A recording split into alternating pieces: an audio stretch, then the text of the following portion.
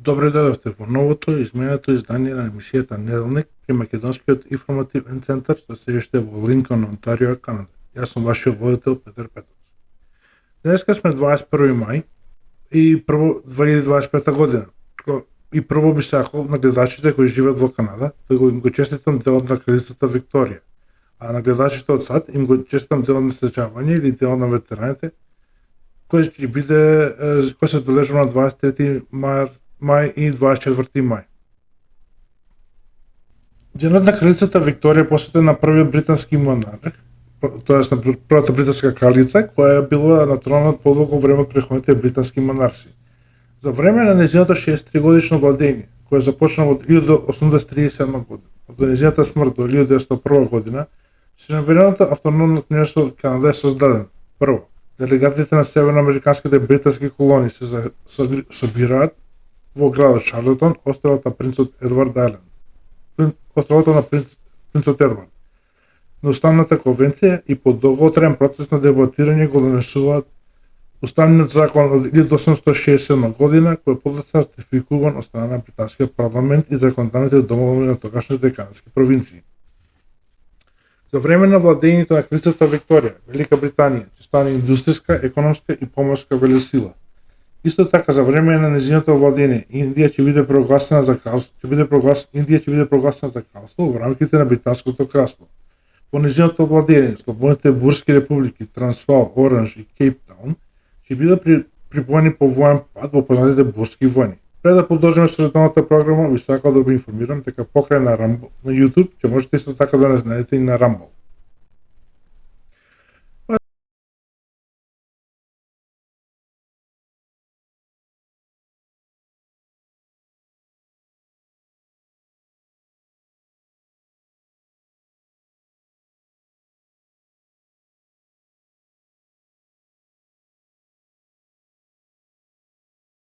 Да почнеме. Ова се главните случувања во светот изминатава недела, а потоа ќе го проследи интервјуто на поранешниот американски секретар за трговија Вилбур Рос во првата администрација на Трамп денес за канадскиот јавен информативен сервис CBC. А да започнеме. Вчера се објави веста дека во понеделник се објави веста дека поранешниот претседател на САД Џо Бајден е диагностициран со рак на простата која е во четврти стадиум. Веднаш по објавувањето на оваа вест, членовите на Демократската партија побара истрагите против поранешниот претседател Џо Бајден и неговото семејство се прекинат. Пренесе Newsmax. 3 години за почнувањето на војниот конфликт во Украина. Колежот продолжува без никакви промени и надеж дека ќе заврши многу брзо.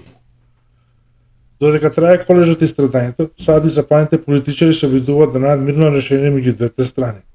Според известувањето на Associated Press, минатата недела во Истанбул и Турција се сетнале украинската и руската делегација под покровителство на САД.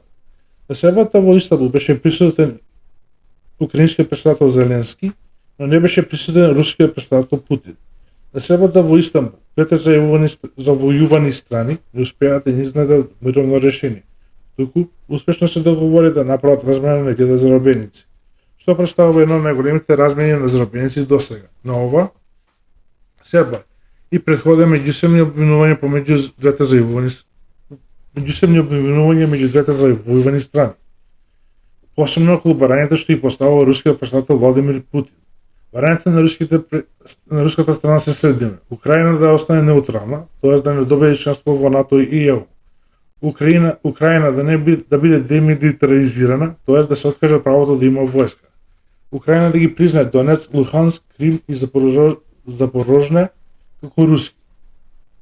Овие барања украинската страна не ги прифати и обвини руската страна дека не преговара во добра волја и дека руските барања за почнување на преговорите се неразумни.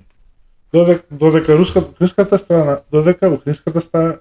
бара примењува како знак на добра волја и спремност да почнат преговорите за решавање на конфликтот. По неуспешните преговори помеѓу Русија и Украина во Турција, ново избраниот римски понтив папата Лав 14, што во говорот што го даде за време на неговото назначување на функцијата на назначување чело на Римско-католичката црква, и повика Русија и Украина да се сетат во Ватикан и таму да ги продолжат мирните преговори.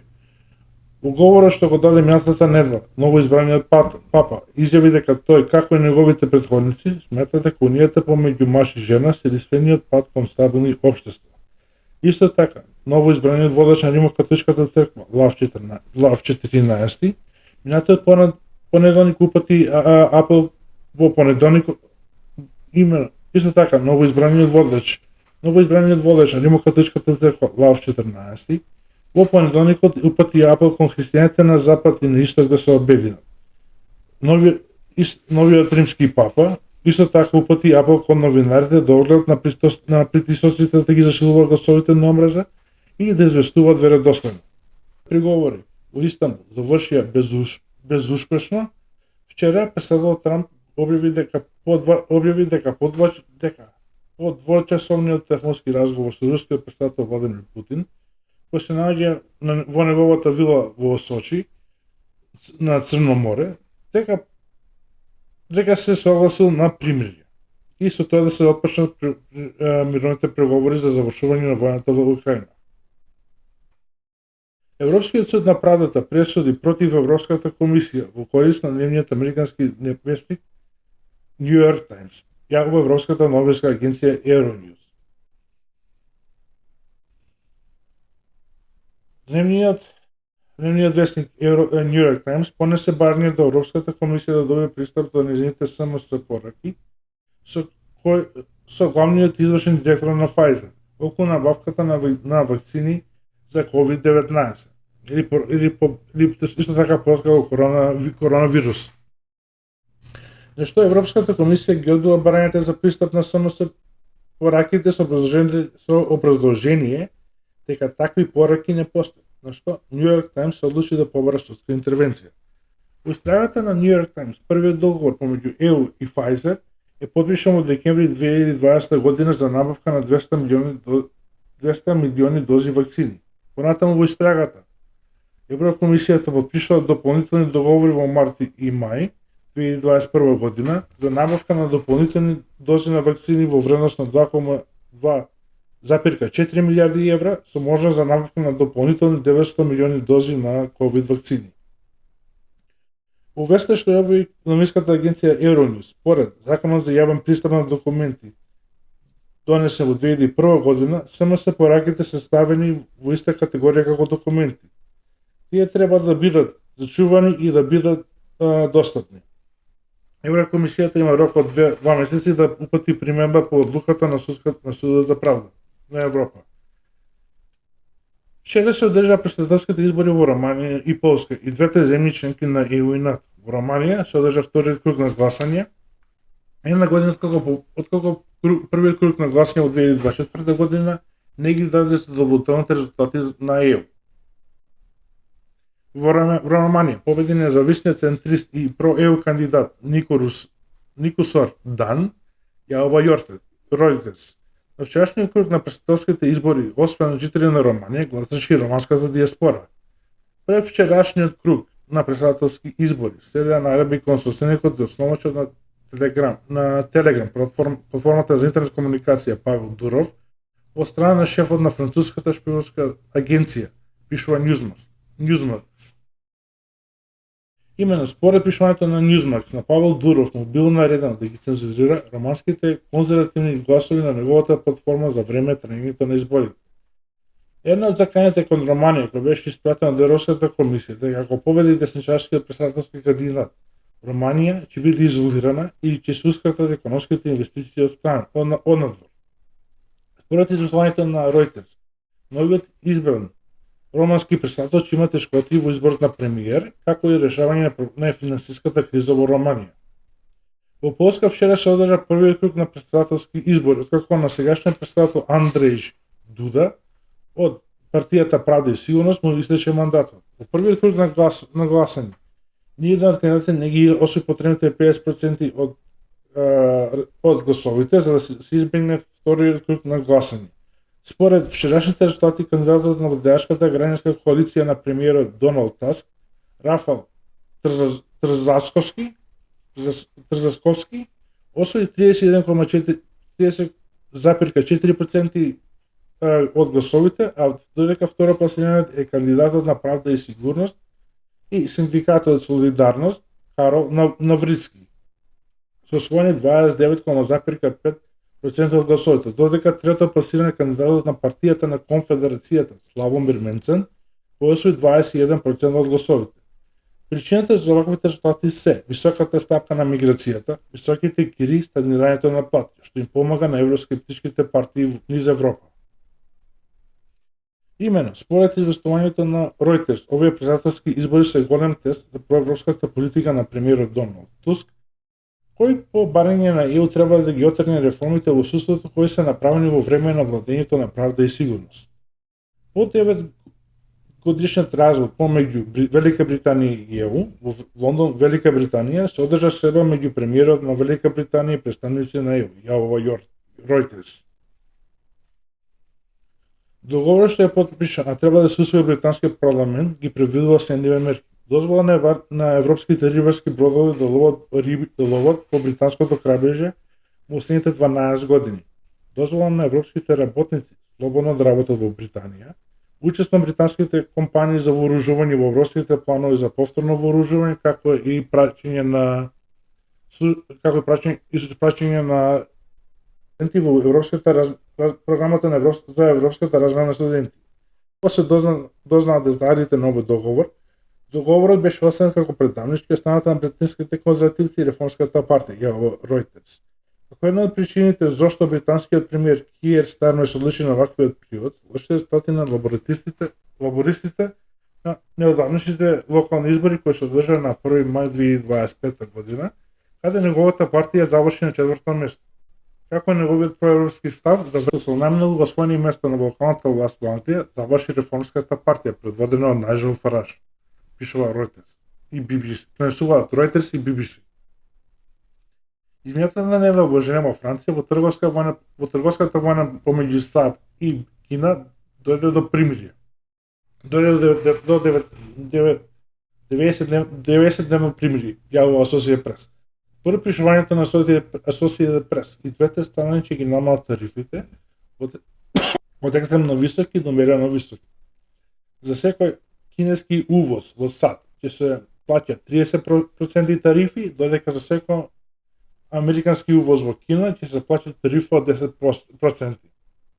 Председателот на САД, Доналд Трамп, исто така се сретна со премиерката на Италија Џорџија Мелони, каде што изјави дека не му се брзна да ги подигне тарифите спрема било која земја, пишува Associated Press. Сега, да го проследиме интервјуто на пренешен секретар за трговија на САД, Вилбур Рос, каде зборува за што се може да се очекува во вториот мандат на Трамп.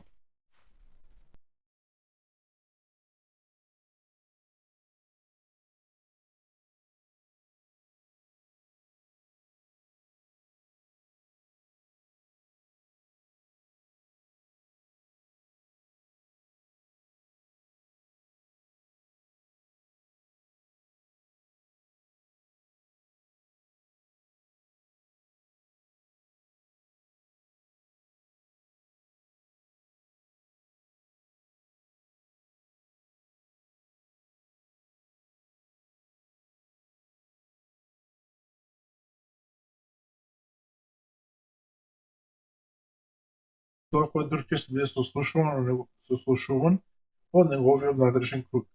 Вилбур Рос го поминал тој процес и служи како секретар за трговина на Трамп од 2017 до 2021 година.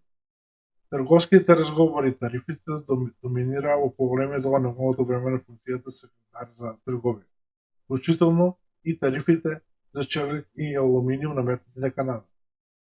Неговата книга "Ризик и профит, создавајќи успех во бизнисот и животот" излезе во септември. Секретарот Рос ми се придржува во живо во утре. Многу ме што те запознав, секретар Рос, благодарам што одвоивте време. Добро, ти благодарам што ме представи. Како што знаете, како што можете да замислите, канадската влада веќе напорно работи од вторникот за да се обиде да го изгради својот пристап за справување со вториот председателски мандат на Трамп. Нашиот премиер и председател секој се познава. Да се прашува како совети би дали на Канада. Дали добро се го одготвуваме за вториот мандат на Трамп. Мислам тоа што навистина треба да го направи Канада и го дадов истиот коментар во говор пред почетокот кај Институтот во Торонто. Како дел мојата кампања за промоција на книги. Мислам дека она што Канада треба да размисли се истите стари проблеми што ги имаме пред да знаеме како тие ќе се справат со субвенциите за земјоделието, продолжува да биде веројатно, кој продолжува да субвенциите за земјоделието кои продолжуваат да бидат тема на говорот, веројатно ќе има проблеми со субвенцијата на дрво. Има голем број на прашања кои се повторуваат од порано. Најважно ќе биде обидот да се добие многу обединета позиција против лошите работи, што некои странските земји ги прават како војни подвизи. Кажете ми за вашето гледиште за цените од 10% за сите увезени стоки. Очигледно сте се занимавале со царини и тарифи за челики и алуминиум. Кога беше во кабинетот, дали мислиш дека ова е сериозна закон и како мислите дека Канада треба да се обиди да се ослободи од тоа? Надека што знаете да многу фаворизиран термин во тарифите за алуминиум челик што ги ставите кога бевте кога треба се ослободи од тоа. Надека што знаете да многу фаворизиран термин во тарифите за алуминиум челик што ги ставив кога бев министер за трговија. Мислам дека сите препознаваат дека постои нешто како посебен однос меѓу Соединетите американски држави и Канада. И јас не мислам тоа дека ќе го промени концептот на сеопфатни даноци. Сигурен сум дека секогаш ќе има некакви исклучности поради некоја одредена причина. Например, увезуваме многу енергија од Канада. Не можам да замислам дека председателот тоа би сакал да го доносиме. Затоа, што би се направило, би било многу да не ги зголеми трошоците, не помага ништо со повеќе американски работни места. Така што мислам десно да се наменат стравовите. Мислам дека навистинската порака е дека тој ќе се бори уште повеќе од помалку време за злоупотребите на трговијата од различни земји. Што е реален факт. Мислам дека Канада би можела многу добро да се работува со нас и во областите на технологија, а особено во вселената. Председателот Трамп беше многу ориентиран кон цената во неговиот прв мандат на функцијата. Ќе се вратам назад најмалку, но сакам да се вратам на како ја започнувате вашата книга. Што е ваш прв политички состанок со Трамп, каде што тој беше многу желен да разговара за тарифите. Видите во вашата книга Доналд Трамп бил толку решен да го поправи сето тоа што беше направено погрешно веднаш. Што на секој состанок беше представен брз оган, низа теми. Дали мислите дека така тој ќе пристапи и во вториот мандат, како секретар, особено со оглед на неговиот огромен мандат? Добро го прави, мислам дека во првата недела ќе видиме снежна бура од извршни наредби. Затоа што запомнете дека председателот Трамп постигна многу дерегулации со извршни наредби. За време на неговото пресогласување, всушност, ние укинувавме околу 8 пати повеќе правила и прописи од колку што иницииравме. Така што, тој е решен да го стори тоа, а председателот Бајден го смени многу од тоа. Мислите дека ќе го видиш како се враќа таму каде што бевме или веројатно во некој случај ќе оди подалеку? Затоа што Бајден воведе и некои нови правила прописи кои не важија пред Трамп. Очигледно беше околу КУМСА или УСМЦА, како што го нарекувате во Обединетите нации. Изјавивте дека е на период во 2026 година. Мислам дека поранешниот председател не сакаше да ослободи од тоа. Но, можете да ме исправите ако грешам. Се прашувам, дали мислите дека иако тоа ќе биде подобрување за кој зборувате за субвенциите, може би тоа е некако на врвот на неговиот ум за него што мислите таму. Управувањето со снабдувањето е многу жешка тема во деловните кругови. Исто така, се враќајте назад пред 10, пред 20 години. Ета, најголемиот збор на деловните луѓе беше глобализацијата и преместувањето на снабдувањето во одредени области. И со плата и со ниска можна цена. Така што, луѓето би направиле на компонента еден дел во една земја, друг дел во втора, трета, а втора трета, потоа ќе донесат друго место за склопување. Прво, тоа не е 100% ефикасно, затоа што имате транспорт на трошоци и додавате трошоците за залихи. Но сепак, лошото е како кога секогаш додавате сегмент, географски сегмент во вашиот центар на снабдување. Сигурно создавате точка на ранливост и дека она што се случило многу јасно за време на ковид. И така како мислите дека тоа ќе влијае на неговиот пристап кон природна новата нафта? Тогаш добро, како што знаете, следниот извештај, првиот вистински извештај за нафта и посоветник како начин на УСМЦА се должи на Американскиот конгрес во јуни. Тоа ќе го видите првото навестување за тоа што може да се случи во конгресот од тогаш понатаму. Вие зборувавте малку за внатрешната политика и секако другата област кај што Канада малку загрижено е фокусот на Трамп на трошоците за НАТО, бруто домашниот производ, приход на Канада и придонес по трошоците на Канада и придонес по трошоците за одбрана не е 2% од бруто домашниот приход. БДП. Сепак, колку мислите дека тоа е проблемот лично за оваа земја? Колку мислите дека преследувачи ви држи дека ова е? Сепак, колку мислите дека ова е проблемот лично за оваа земја? Колку мислите дека преследувачи биде решен да ги привлече сите земји ќе ги привлече сите земји членки на НАТО таму да трошат 2% од БДП? Мислам дека дека е важно сите земји, сите западни земји, сите некомунистички земји да ги изголемат буџетите за одбрана. Јасно е дека селото е поопасно место во моментов отколку што беше искрено. Мислам дека дел од проблемот е што претседателот Бајден не проактира сила. Ако забележите дека ЕБ реагираше на многу иницијативи преземени од Кина и од иранските сурогати, тој не направи ништо за балонот што одржат на нашите војни бази. Па не презеде ништо за кинеските и руските нуклеарни проморници што се закотвија преснечата во Хавана, Куба. И со худите кои се навистина само ирански пиони. Тие не направија ништо многу за да ги казнат за целосно нарушување поморскиот транспорт на Средиземното море. Мислам дека по Трамп ќе најдете многу потврсти одговори. Додека издава мојата книга, се враќам на првата државна посета што претседател Трамп имаше од претседател Кси на Кина. Тој избра средината на сечењата беше за отварањето на таа сесија. Ја име дека лансираме 52 проектили во Сирија за да ги касниме затоа што се обидо да нападнат една од нашите воздушни бази во блискиот. Да, тоа испрати порака до претседателот Кси, испрати порака до Иран, до сите и тие знаат дека со Трамп ако трунете предалеку ќе добиете многу тврст одговор. Преговарашката маса која исто така во вашата книга, па со само неколку збора како треба Канада да пристапи на Доналд Трамп во услови за тоа како добро да не сослужи.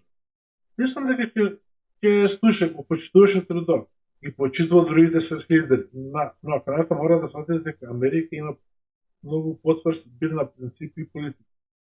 Сека од оно што го имаше порано во ред и така да се на местото на Канада би барал што може да ги направи Канада доброволно за да ги олесни односите со САД. Ќе мора да има отстапка од двете страни. Секретарот вас многу ми е мило што одвоевте време. Ако завршите во кабинетот, па дури да не завршите во кабинетот, ве молам вратете се разговарате со нас повторно. Господине, многу ви благодарам, поживам во разговорот со вас денес. И ве молам помогнете во промоцијата на мојата книга Резистирани резултати. Вие сте многу добри во промовирањето на вашата книга. Господине, ви благодарам секретару Рос и мило ми е што ве запознавме. Благодарам. Чао.